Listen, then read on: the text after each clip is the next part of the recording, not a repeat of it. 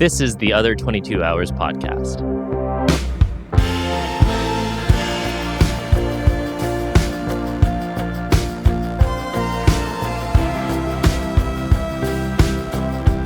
Hey, and welcome to this week's episode of the Other 22 Hours podcast. I'm your host, Aaron Schaefer-Hayes. And I'm your other host, Michaela Ann. We're just getting rolling at the very beginning of our third year of these conversations.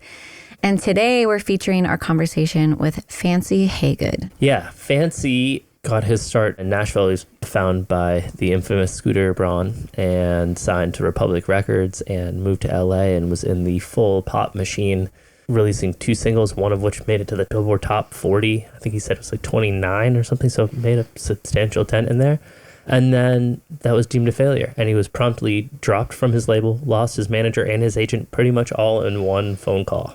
But his story doesn't stop there. He shared with us his whole journey from there until now, all the big things that he's gotten to do, performing with and or opening for people like Meghan Trainor, Kacey Musgraves, Ariana Grande, Elle King, Kaitlin Butts, and now he is self-releasing independently his own solo records. Also, namely, under his own name and identity, something we talk about is how his career started by hiding his identity. Yeah, and that's like a great foreshadowing for the whole conversation, really.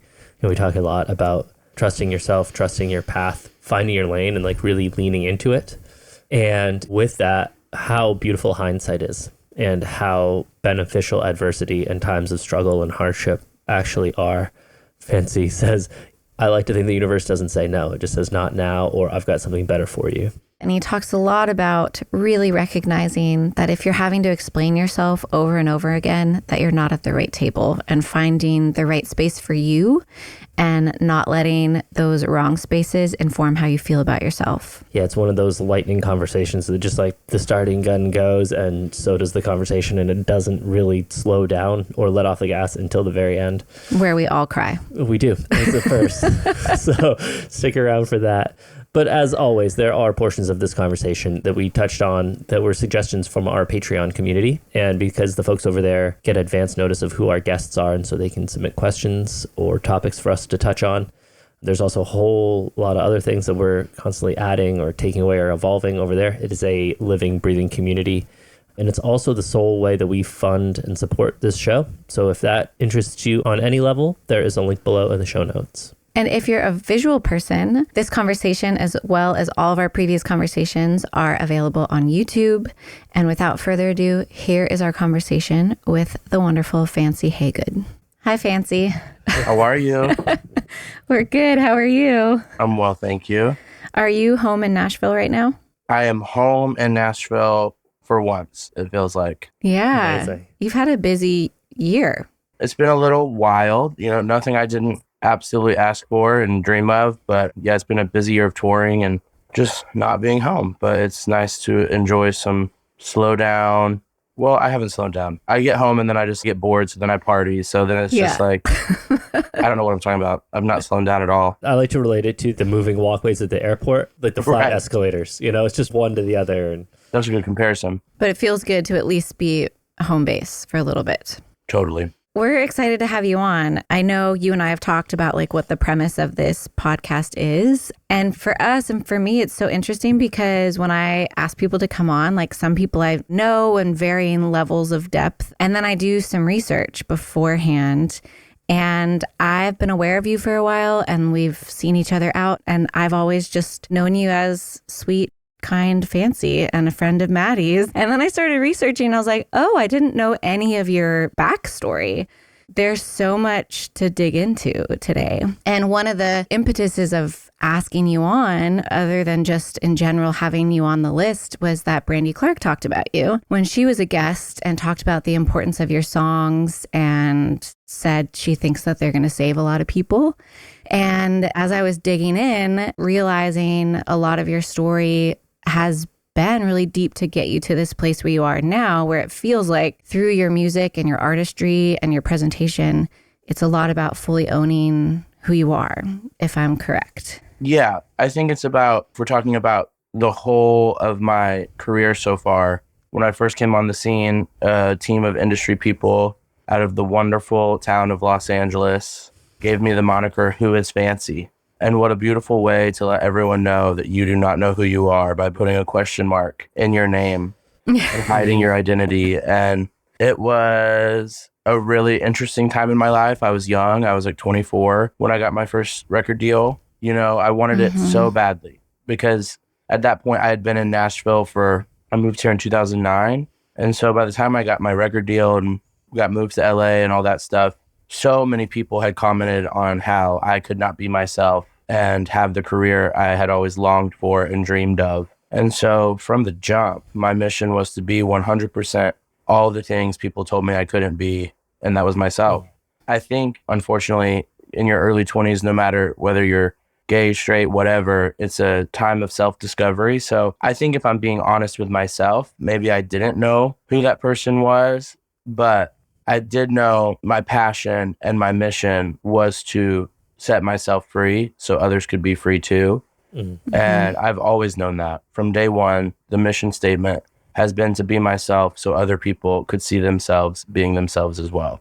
And that's never changed, not from the first time Goodbye, my top 40 hit, my first single that came out, to putting out my sophomore album independently this year. The mission statement is very much the same. Yeah, we talk about that and ruminate on that a lot on the show, about like just how showing up authentically and in integrity gives others permission to show up. For sure. Well. And it's also a hard thing to do because we work in an industry where all we're doing is staring at analytics and numbers and what's successful, what's not successful. And we're, as artists, judged in a place we don't create from.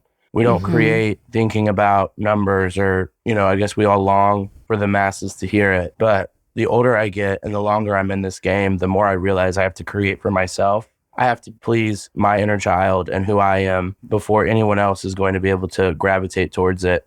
And I didn't have as big of a year as Sabrina Carpenter, but I had one of the biggest years in my own personal career. So it's like, I know I'm on the right path. I know I'm doing the right thing. It just feels so positive, you know? And when I started music, it never felt positive. It always felt like a mountain. I think that's because I was judging my own success based off other people's opinions and thoughts and ideas of what success looks like for everyone. And I think it's just true. Success looks different for everyone. With my first two singles that we put out on Republic Records, I have over 100 million streams on those two songs. But that's a deal that I would literally never be able to recoup from. I would never be able to make that money back or get on top of what you need to do. And with my doing this independently, we just found out I've recouped. I'm like in a really good position moving into the new year. And it's like, those would never be conversations when I lived in LA if I wasn't number one on the Billboard chart. Right. But it's conversations I'm having now as a 33-year-old who owns all my masters and does this independently and works with a very close-knit, small team of people who believe in my vision. And that, to me, feels like success. Yeah, I would agree with you on that. Can you tell us a little bit about the interim between those two, between like a major label record and like the machine that is that side of the industry to where you are now? I mean, what was it like exiting that machine, whether it was by choice or by force? Or I don't mean to brag, but I've been dropped from every professional contract I've ever entered into. It all happened in one fell swoop. I got a call from my day-to-day manager when I lived in LA, and she's like, you know, I think this isn't... It's crazy because it was working. You know, how many people can say my first single ever was a top 40 hit, played on radio stations everywhere. I had all this stuff happening, but behind the scenes is what was not working. I am not very movable in my thought process and my creativity. And I was just kind of like in this machine where they made decisions for you and you just had to show up and be what they want you to be. That was never going to work for me. So actually, with hindsight, it felt so soul crushing to get dropped from your label, your management, your agents, all in one fell swoop. You know, I was 26 years old. You just feel like all of your dreams are just being crushed right in front of you. But when I look back at it now with hindsight, what a gift hindsight is, because I look at it and I'm like, wow, those people did me such a favor. And they could have shelved me. They could have kept me in these contracts that I would never recoup from. I would never be able to get out from under it. I think I was in like a 4-album record deal with Republic, and I didn't even turn in one. We literally released 2 singles. I mean, I could have been shelved. And the best thing that they did for me was let me go and let me do my own thing. Again, that's hindsight. 26-year-old me did not think that way. I was in a tailspin. It was really hard. I think I spent maybe like 6 months in LA after that, and then came back to Nashville where I cut my teeth with songwriting and where I started my whole journey. And the original goal for me was to be a country artist. That's why I moved to Nashville. I grew up loving country music, Nickel Creek being my favorite band of all time since I was in middle school. I really just was on fire for it. And it's what I wrote. And then moving to Nashville was told, that's not going to happen for you. I decided to move back because of my community, the people I'm lucky enough to call friends here that have supported me when I worked at Forever 21, when I had a top 40 hit, and today even. It's like my manager is my best friend, Natalie. And there was a lot of lows between 2016 when I lost everything to now. You know, I was on The Late Show. I toured with Ariana Grande. And the next thing you know, I'm living in Nashville, not really sure how I was going to pay my rent, checking IDs at a bar. You know, it's like it was a really big fall from grace. It was really humbling. And I was addicted to diet pills. I was a crazy person, legitimately detached from reality. And it just took a lot of honest conversations with people that cared about me. What are you doing? Like, you need to get it together. And I basically ended up signing a new publishing deal because my best friend, who's now my manager, Natalie, started working for a publisher named Steve Markland, who's an earth angel at Downtown Music Publishing. And, you know, the conversation, he's like, I don't know what to do with a pop artist. I'm like, I don't know that I am a pop artist. They just kept plugging me in rights without being my official publisher, and they were loving what I was turning in. And I just kept showing up over and over and over, doing whatever they asked me to do. And then they ended up signing me to a publishing deal end of 2017 into 2018. And Steve was like, what do you want to do? Like, what can I do for you? I just had this like really clear vision of like, I want money, I want time, and I want space. I don't want anyone speaking into my creative process. I want to go away. I don't want to talk about genre. I don't want to talk about pop music. I don't want to talk about country music. I just want to create. And then he gave me enough money to record 4 songs, like an EP basically. And I went to London, and I was writing in London a lot just because there it's not so genre specific. You know, really country music at that time wasn't really like popping off over there. So there wasn't really an understanding of like, you're too country, or I jokingly say at my shows, I was too queer for Nashville and too Nashville for LA.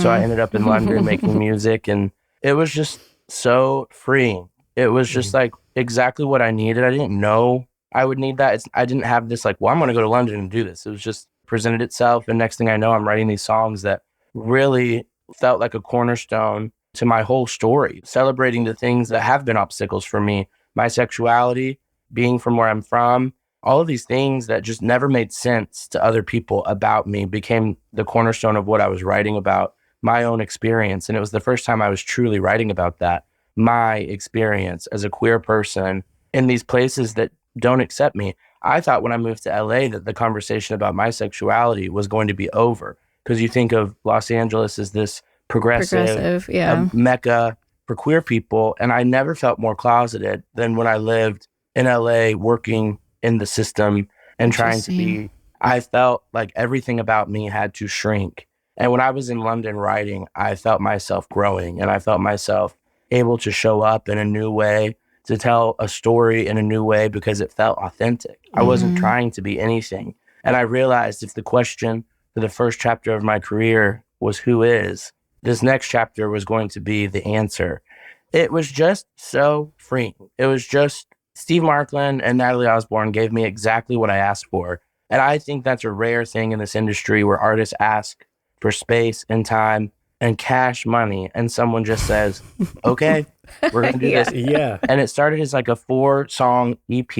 And next thing I know, I'd recorded with John Green and Scooter Braun, who I have known at that point for a little less than a decade. But Topher was one of my first co-writes in town, and John Green is a dear like family friend. And next thing I know, we've recorded 19 songs, and my album Southern Curiosity was born. And it was not the beginning, but the beginning. You know, I think the beginning of me having self-esteem again when it came to music, the beginning of me wanting to really pursue the artist thing again. I've always been an artist. I've always known I'm an artist, but outside voices have questioned me from the jump. And the question was suddenly erased. I knew exactly who I was. I am Fancy Hagood. I'm from Bentonville, Arkansas, and I love country music. And actually, when Southern Curiosity was first made, I had so much PTSD around the genre conversation that My management at the time wanted to label it as a country album, and I refused. The rejection I had felt from Music Row, from Nashville, I did not want to be a part of it. And then we put it out, and wouldn't you know that every playlist it lands on is country. Everywhere it was getting love was like a country outlet. And I was like, they told me I don't belong. And now it's just where it's landing. And I realized like my original dream is alive still. And maybe, you know, in 2010, 2011, Nashville wasn't ready for Fancy Hagood, the queer country icon. But maybe in 2021, they are. Even more so now with American Spirit, going into the studio, knowing exactly what I wanted to do. The biggest difference is that intention. Southern Curiosity was made with zero intention. I just knew I wanted to create with no one around me. I just wanted to create with people who weren't speaking into who or what I am. And I got that. And so with American Spirit, my sophomore album, I was listening to all the artists I listened to when I moved to Nashville originally in 2009. That's Sarah Evans, Little Big Town, Keith Urban. I mentioned Nickel Creek earlier. They're a huge influence for me. These were the songs I was listening to when I drove to Nashville for the first time in my Dodge Nitro. And it's the music I was listening to before going in to create American Spirit. And there was just so much intention of me wanting to make the album I moved here to make when I was 17 years old. And I'm finally getting the opportunity to do it as a 33-year-old. And it feels really magical. And all of the highs, all of the lows suddenly feel so worth it when I'm standing in a studio surrounded by people I've known for over a decade. You know, like that's a lot of time. It's a lot of investment in community and friendship. I feel like you can really hear it in my album. There's not one person on there that's not a part of my life in a personal note. It's really special. It really feels like an arrival, but also a return, if that makes sense. I feel like I'm arriving to that original dream that I had to take this crazy journey to get to, but I'm here. And it feels really empowering. And it feels, gratitude is just what I'm sitting in with this album, with the people I got to make it with. I'm an independent artist too, so it really is like all hands on deck. And I'm not with Downtown Music Publishing anymore, but I'm still working with Downtown as a music service. So they've been a really big part of my creative journey as an independent artist and really give life to what I do. So I am independent. I own my masters, but there's a large team of people that are pouring into this and that are saying, you deserve to take up space exactly where you are. And that feels so empowering, especially the amount of times I've been told, you know, you don't belong here. Yeah. The amount of people that are showing up to say your dream is valid and we're going to help you is really empowering. Yeah. I can only imagine. I feel emotional just listening to you talk. Every time I talk about this stuff, I'm on the verge of tears. So if I am too. I lose it, just everyone act cool. I mean, these are genuinely the conversations that we love because we talk a lot about how, especially when you're young and you start out, it's like there's this common thread of like we all kind of want to avoid what we perceive as failure, what we perceive as hardship, what we perceive as rejection.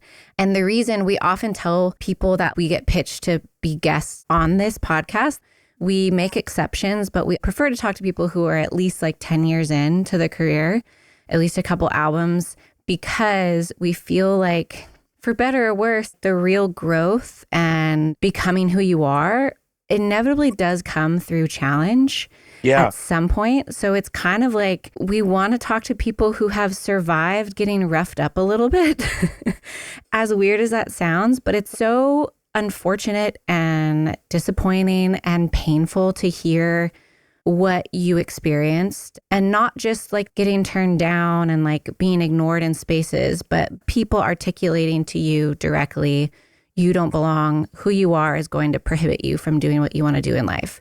That's heartbreaking. At the same time, it's beautiful to see where you are at right now.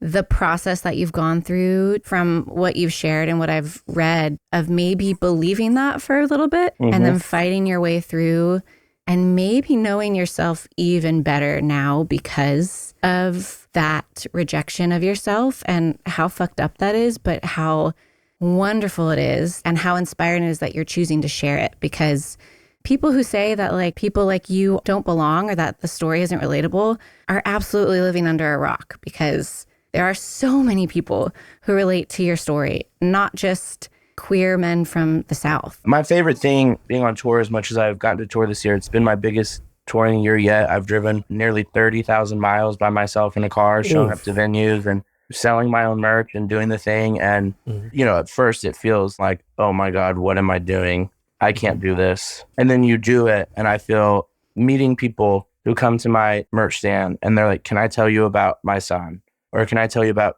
my goddaughter? Or I didn't understand a situation until I listened to your music and it's opened my eyes. And my other favorite thing that I love so much is when someone says to me, I didn't know I liked country music until I heard your record or until this song. And it just shows me, look, am I going to become like CMA's biggest country artist? We don't know. I don't think so, but that's no longer my goal. My goal is to be the biggest artist Fancy Hagood can be. I no longer want to compare myself or compete. Do I think Morgan Wallen's fans are going to like hear my album and be like, yes, this is our thing? No. But what I do think is there's people out there that have not seen themselves in a genre and that can celebrate it and love it because it's storytelling. All country music is storytelling. In Morgan Wallen's case, it's storytelling with a trap beat under it. So it's just one of those things like we're telling stories. I'm not trying to convert any country music fan that only likes one certain thing to be my fan. I'm trying to open the table up and invite people who maybe, just maybe, love storytelling like I do and love music and can see themselves for the first time in a genre that has been pretty much exclusive to one group of people until this moment in time. And what a beautiful moment in time to be a creator, to be someone existing in Nashville that loves telling stories and loves relating and putting my emotion into song so other people can feel. I don't know how people that don't create music get through hard times. It's like songwriting and all of that has been so healing for me. And I realized we do this as a service. We're doing this for other people to relate and to maybe hear something that makes them feel more whole or more seen or cared for or held. That makes me emotional because there's so many people that don't hear their stories being told in country music and their stories are valid. And I know that because my story is valid. And it's a beautiful time. There's so much adversity happening in the world. And it's hard sometimes when you're watching the news. But being on the road, spending time with people that are listening to my music, it gives me so much hope for the future. The way Nashville is going to look a lot different 10 years from now, just like it looked a lot different 10 years ago. I was here, I know. Back then, me running around Music Row, and I used to wear full face makeup and I had platinum blonde hair and I was wild. But back then, there wasn't that many openly queer artists pursuing it. And now there's so many of us. And what I love about that is it's a movement. It is happening because more people are being brave enough to say, I deserve to take up space. And if I can be a little part of that in anyone's story, in Music Row, in Nashville, that's what I'm here to do. I want to be a part of a culture shift here in Nashville. And does that mean country music as a whole is going to be different? I don't know. I hope so. But it is going to open up lanes for other people to enjoy it as well. We're not trying to alienate anyone in country music. We're trying to invite more people to this party. Take that whole Beyonce thing. Beyonce made a country album. Everyone gets all up in arms. And I'm like, do y'all not realize how many doors she just opened for so many people? I mean, just the fact alone that she put so many artists of color on her album to give them a platform to prop them up. I think that is just world class, first of all. But aside from that, she introduced country music to so many people who would never have listened to it, and everyone benefits from that. So it's just about pulling out the chair and inviting people to the party. And I don't understand why people don't get that. It's hard to remember, especially living in Nashville and being in the music industry, that the average listener or music fan out in the rest of the world or America isn't thinking of these things in the same way that like music executives or music journalists or we are. And just thinking of how a lot of the negative voices can be so loud that we think that it's the majority and it's not, and how to quiet those voices. I mean, the Morgan Wallen reference, I just immediately thought of my cousin who's a mom and works, and she's probably completely unaware of any of the controversy around Morgan Wallen and what he said or anything. She's a big Morgan Wallen fan. She's told me how much she loves his songs. I guarantee you she would love your songs. And her sister is a gay woman and our family is very supportive and has always been supportive. And like, she would never make those connections of why we would maybe think, would Morgan Wallen fans like Fancy Hagood? Maybe not. actually, I think there are probably a lot of them out there that would. Totally. Yeah, I don't understand why, in my perception, and I'm sure this is in other genres, being in Nashville, it's very easy to see the country music industry. To me, they don't approach it like more is more. Like you said, like Beyonce opens so many doors.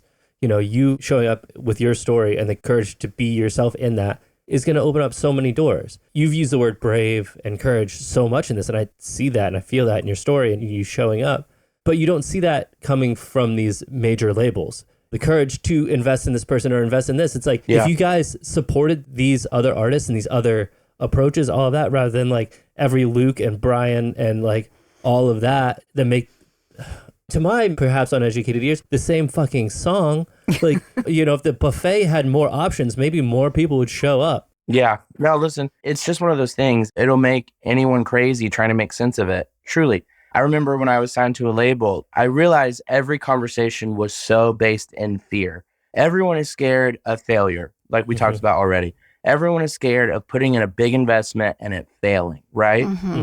Every decision starts being made around fear. But what starts getting confusing is when they start using words like palatable. Is middle America going to be scared of you? Or are they going to accept you? And I'm like, I hate to tell y'all this. I am from Bentonville, Arkansas. I don't know how you can get more middle America. Right. I'm a product of what you are talking about. No one knows that place better than me.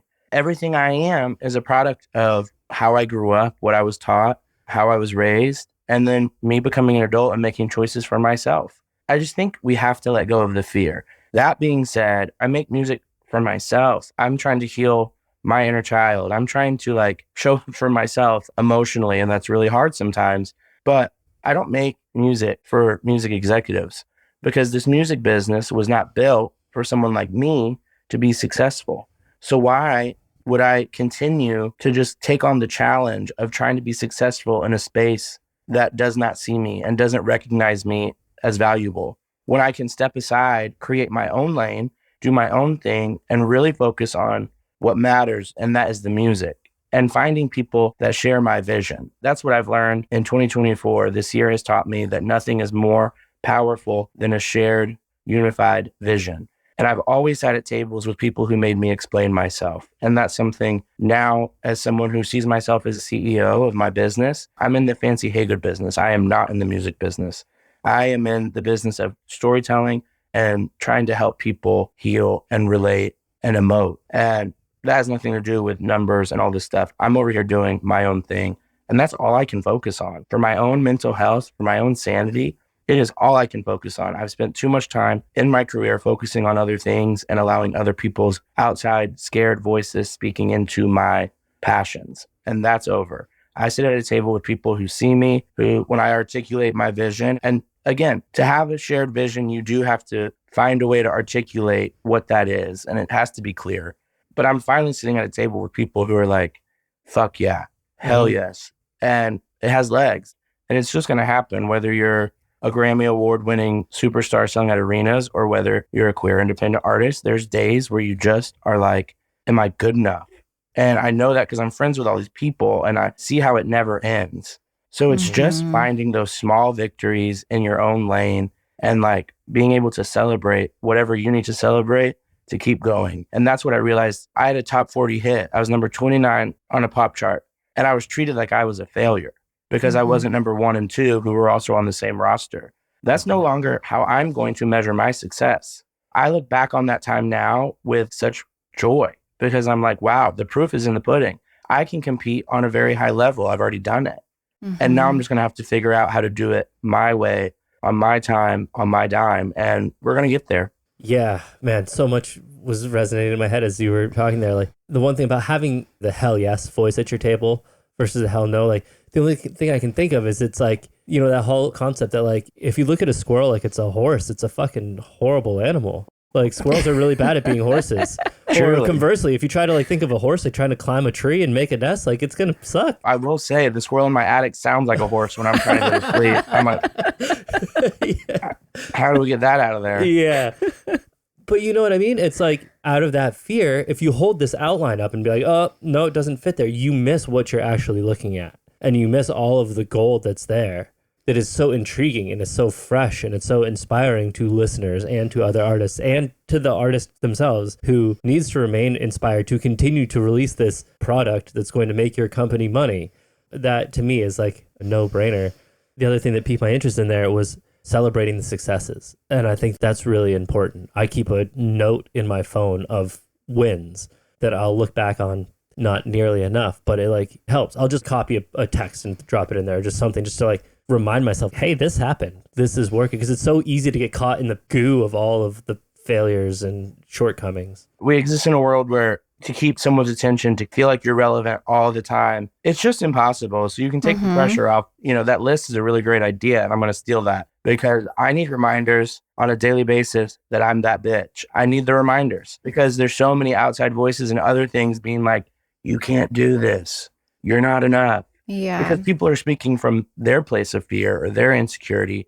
And it is important to remember we are all accomplishing amazing things in our own lane. And it's just about staying in your own lane and counting those victories that are for you, you know, because all of those little victories start adding up to big wins.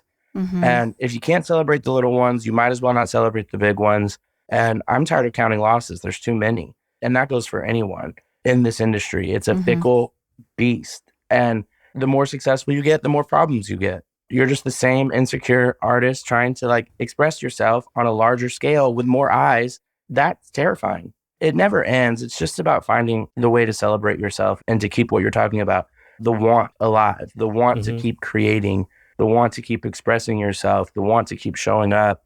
Though some days it's harder than others. I just remember when I was signed to a label, when I was touring with all these artists in arenas, I was so unhappy. And I'm like, why am I unhappy? All these bucket list things are happening. And it's because I was no longer creating for myself. I wasn't being celebrated. I was hitting all these milestones and it wasn't enough for the people at my table. And so I can't sit there anymore. There is a history of this in country music, of not being accepted and being like, you know what, fuck it. I'm going to find my lane and I'm going to lean into it. I mean, Willie Nelson, famously, Willie can walk into any country music room, award show, anywhere, and everybody is going to stand up and applaud him. And he had to do that same thing. Even on a smaller scale, like Roger Miller, he didn't leave, but like the music that Roger Miller was writing and making was fucking weird for everything else that was going on. And he leaned to it and he became huge. You know, it's just like find your lane and lean into it and own it. Well, and it's always a good reminder, like we'd like to try as much as possible in these conversations, especially when we talk to people who have had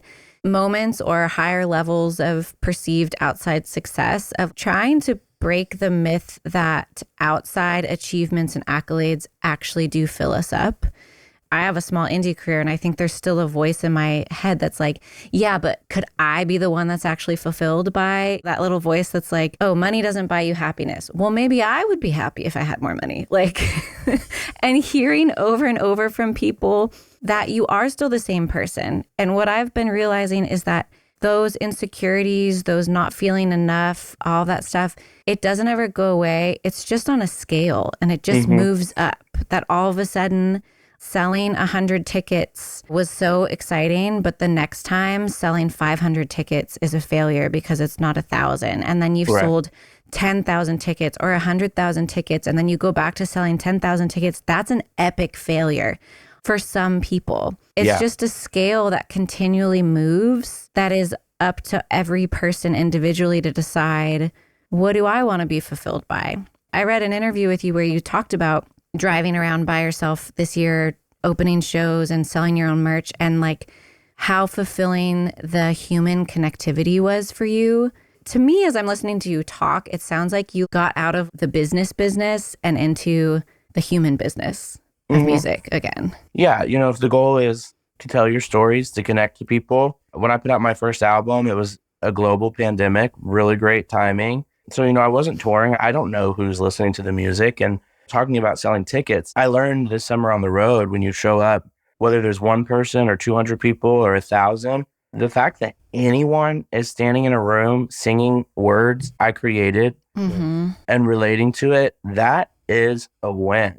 My dream was to be a musician. My dream was to create for a living and to really be a performer and to entertain. And the summer on the road, I'm logging so many hours in a car by myself, and I was jokingly calling the tours I was on my Eat, Pray, Love tour because I was just out of a relationship and that breakup was really hard. And I really became Julia Roberts out on the road because I got to know myself again in a new way and to see my art living with people and people telling me the stories of like, our first dance was to your song, or your song Forest is like my kid's favorite song, or just knowing that people are inviting me into their lives. What a gift. You can sit here in Nashville and just wonder what's happening, and you can look at the numbers and just think, oh, well, it's not streaming like other people or whatever. But then you're out there and you're meeting these people and they're telling you how you are a part of their life. And I don't take that lightly. That actually lands on me like a ton of bricks, because the dream was for me just to make music and just to have that as a career. And I do have that.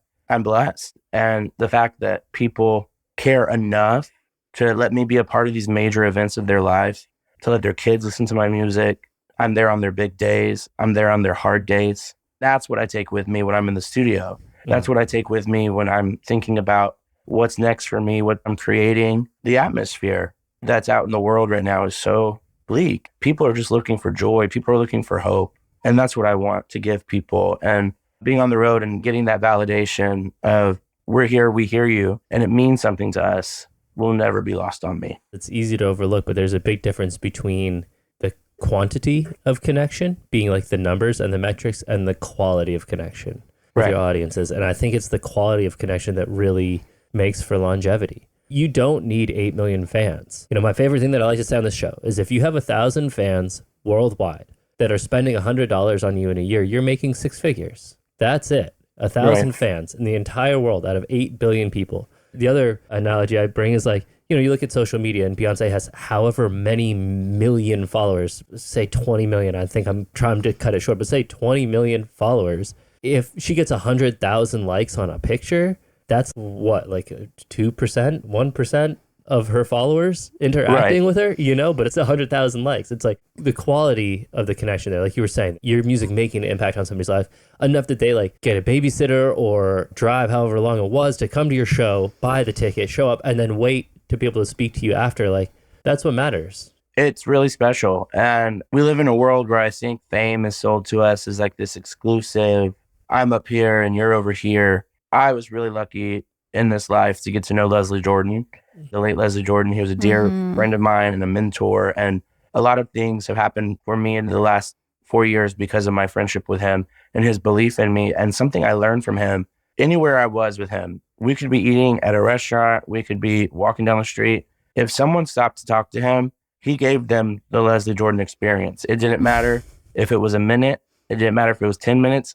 He would get up from the table and go do his thing. And one time I asked him, I said, does that ever get annoying to you? And he said, honey, it'll be annoying when it stops. And I just realized like, wow, he really values that people care. He values that people are walking up to him to say, can I have a picture? Or this video that you posted pulled me out of a dark time.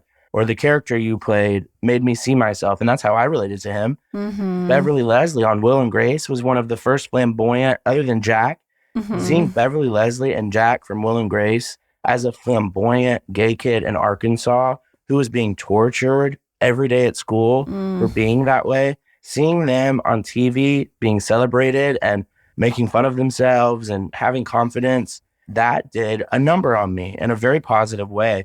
So getting to meet someone like that and to learn from them, I know that some people are above sitting at a merch table selling their own merch. And sometimes it is just like logistically not possible for people. But for as ever long as it's possible for me, it's something I will do. That connection, people invite me into their lives. And that was my dream. And so those people are giving me my dream. And I want to be there. I want to be there to be the Fancy that they want to talk to or want to meet or want to share their story with. I'm not above that. I'll never be above it. And I'm grateful for a icon like Leslie Jordan to teach me that, because it's just remembering the hunger, remembering that why, the want, and the fact that people show up at all is a miracle. In this economy, we just have to remember our why, and those people in the crowd singing those words back, inviting us into their lives. That is the only why. I think as I'm listening to you talk about this, it's also the challenge of holding on to wonder that in every aspect of life today, I feel like societally are told it's silly or shameful to be in awe of things in life and to be soft and sensitive and emotional. I mean, we don't even need to go down to the political landscape, but what is completely celebrated is the opposite of that. And I think of all the names that are like insults of like bleeding heart liberals and snowflakes. And I'm like, I think I went through a time where I've felt very self-conscious of how emotional I am. Like, I've already cried in this episode. Like, I'm very emotional. And I think the music business let me think that I should be jaded and that maybe the way to success was to want more and to need more and to try and maneuver. I think genuinely also becoming a mother and watching a little child's wonder and excitement and all this stuff has just broken me open, that I'm like, it's too exhausting to pretend to be different. And it really is. Like, you go out on tour and you're risking a lot by spending money to do it. I've had shows that are utterly devastating because there's nobody there, and I've literally been holding back tears. But then I've also had shows, like one of our favorite shows we always talk about, we played in Woodstock in 2019, and there was a massive blizzard. Halfway through the show, there were like 7 people there, and halfway through the show, this couple walked in and they were wearing my merch t-shirt from the stage. I was like, oh my God, hi, there's more people. They were like, we just drove up from Brooklyn. Did you play this song that is our favorite? And we were like, we did, but like, there's literally 7 people here now, 9. Let's play it again. And we just had like... And the whole crowd was like, yeah, play it again. Like, it all of a sudden became like, we were playing in a living room. Everybody's like, cool, yeah, well, they were excited that these people made it in a snowstorm. And like, it felt so good. Yeah, and you could look at it of like, damn, that was bad luck, bad timing, a financial loss. There's other people invested in this that are probably disappointed by this night. Or you could look at it with wonder of like, can you believe that 2 people drove 3 hours in a blizzard to come here? It's hard to take that position in this life. And I continually try and tell myself, no, that's the choice I want to make. Because it's pretty wonderful if you live in a state of wonder. We have a 3-year-old and she's in a state of wonder. All the time. I read this book called Conversations with God by Neil Donald Walsh. Okay. And he talks about how we enter this world with all the knowledge we would ever need to be happy.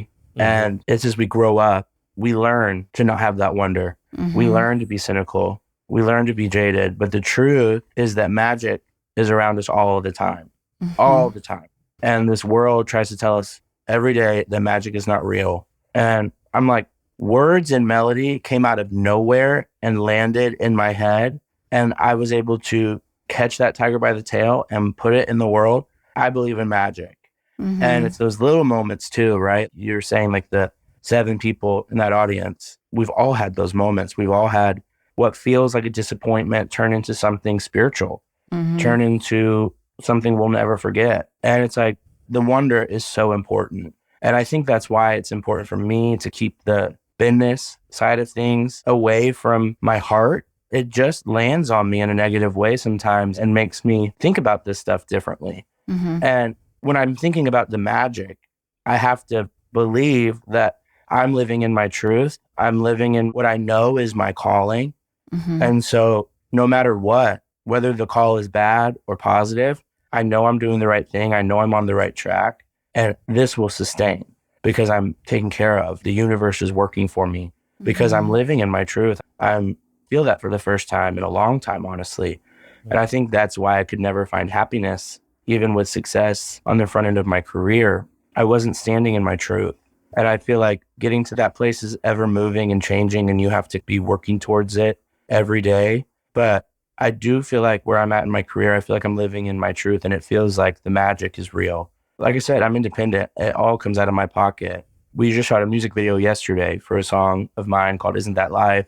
And those cost money. And it's like my business manager being like, oh, we don't really have that. Mm-hmm. And I'm just like, I got to do it. I got to believe in this. I got to believe in this project. I got to promote it because I think it matters. And then, days later we get the call, by the way, you've recouped because of this random thing. Mm-hmm. And you're like, what? That's the magic. Taking the risk, letting yourself exist, being honest with yourself about who you are and where you are, and celebrating it all, and then being able to say, let's do it. Let's lean in. It's a trust fall. Absolutely. And I think if you don't trust, then you're not standing in your truth. And I think it's easy to just fall back and let the magic catch you if you're standing in your true self. Well, I think I would add on to that I feel like it's also a trust fall into knowing that it might not look the way that you think it should have looked, and trusting that however it progresses is what the magic is. I'm like super woo-woo. So it's like, I really believe in that. Nothing that's for you misses you. And I also believe that the universe never tells us no. It either says not right now or I have something better. And that never feels good in the moment. The gift of hindsight, like I keep talking about, I can always look back in these moments and be like, oh my God, I was being held in that moment. I was being protected. I was being spared. There's so many different things. Or when something devastating happens, I survived a tornado, and then it's like you lose everything and you're like, why is this happening to me? And the aftermath of that was me rebuilding my entire life. And what I have now is far greater than what I had then. And it kind of took a clean slate for me to have the perspective to say, wow, what a blessing that storm was in my life. It was a blessing. I got gifted therapy for a year from that tragedy, and it changed my life. And I'm like, did the universe really think that I was that far gone that they had to rip the roof off my house for me to like gain perspective, get myself together, to come back to my true calling, to my true self, to heal? And it did. That's what it took. So everything is a gift. You just have to like find the magic in it, like we were talking about. Trust that like I can handle this. 100%. I always like using, when I've been in times of adversity like that, like a friend gave me the image of like my world was chaotic and swirling and like just felt relentless. And he's like, just be a samurai in the middle of a hurricane, basically. And you just got to kind of just sit there and just like, it's going to get wet and it's going to get windy, but like you can do it. It's just going to suck for a little bit. Totally. I reference Tara Brach a lot in life and on this podcast. She's a mindfulness teacher and like Western Buddhist psychologist. She's incredible. And I listened to a talk recently about how to build a heart that's ready and open to anything. It's how to have a heart that is open and ready for anything, because those storms will come. They're unavoidable. Yeah. I think also what I'm hearing from your journey is like how important it has been to not only like find yourself, but also be discerning in finding the right people who align with you and having those in your life, rather than trying to adapt to the people that might have the keys, but recognizing, oh, they're not the ones. It sounds like you've really found over time the people who have the interest and take the time to fully know who you are and support that. If I'm being honest with you all and myself, I don't think I knew I was setting out to find that. It's just what I have found. And I'm so grateful for it. You know, people would ask, like, what advice would you give to an artist trying to do what you're doing? And I used to jokingly be like, don't do it, run. Where now, answer is different because of my experience within the last 2 years of my career. And I tell people, stop sitting at tables where you have to explain yourself. If you have to explain yourself to a point, it's just detrimental to your creativity. It's like, you should just be doing whatever comes natural to you. And you should be sitting at a table with people that celebrate that. Everyone and their mother warns you about yes people that just say yes. But what they don't warn you about are the dream killers, the no people, the people that no matter what you say or do are finding holes and finding ways to tell you why it won't work, why it won't happen.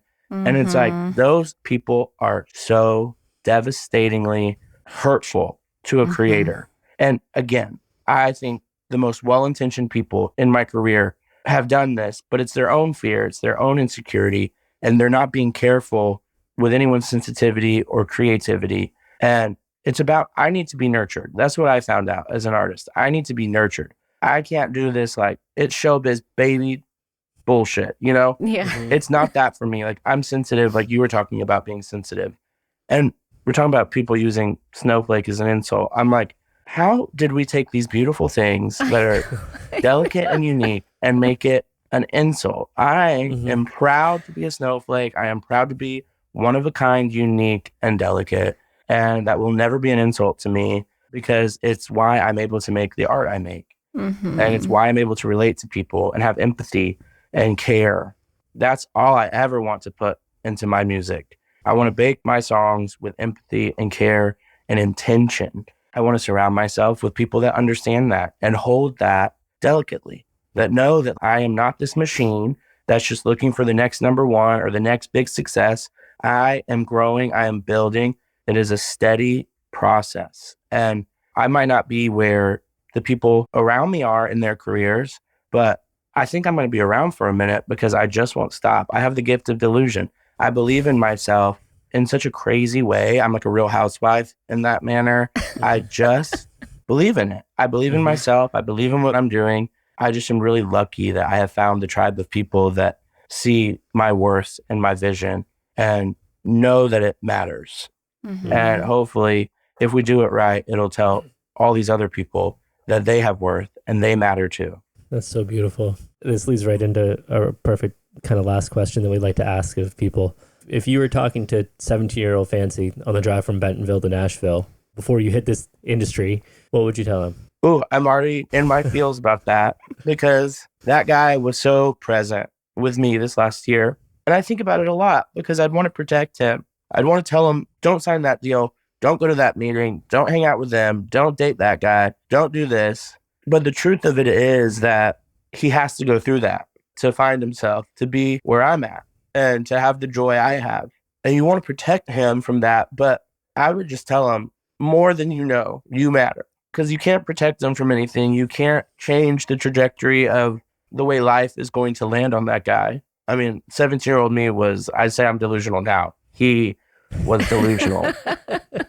I thought it was going to take me all of a month to become a Nashville star. You know what I mean? And here we are like 17 years into it. But I just would let him know that he matters more than he or anyone else around him knows. And that's probably all I would be able to say before I just like cried for years to come. You just successfully made both of us cry. Yeah. This is the first time that all participants are crying in the... It's beautiful to listen to you speak. Man, Fancy, it's so interesting having these conversations because we never know what it's going to be like with somebody. And it's really dependent on the guest's openness. And I can't thank you enough for being so open and willing to dig deep and jump in because we don't think we're doing something like extraordinary, but our whole mission with this podcast is try to create a little space where we give voice to the human experience and build community. We always say that we're like anti-album cycle interviews. Whenever people are pitching us, we're like, we're not trying to talk to you about necessarily the business. We're trying to talk to you about the impact on your heart and soul and how you do all of this and stay connected. And we hear all the time from people just how much these conversations matter to them and help them feel less alone. And awesome. We know that that's not on us, that's on our guests. So we just want to say a very big thank you. Well, thank you guys. It's such an honor that you even wanted me on the show. You've had pretty much every single one of my favorite creators on here. So when I got that email, I was like, we doing it, baby. Awesome. Well, thank you so much for having me. It was so great chatting with y'all. Fancy, thank you again. Thank y'all so much. Thank you to all of you who subscribe to our Patreon or on Spotify, Apple Podcasts, YouTube, or wherever you get our show. If you haven't subscribed yet, take a second to do that right now, and we'll see you back here next week.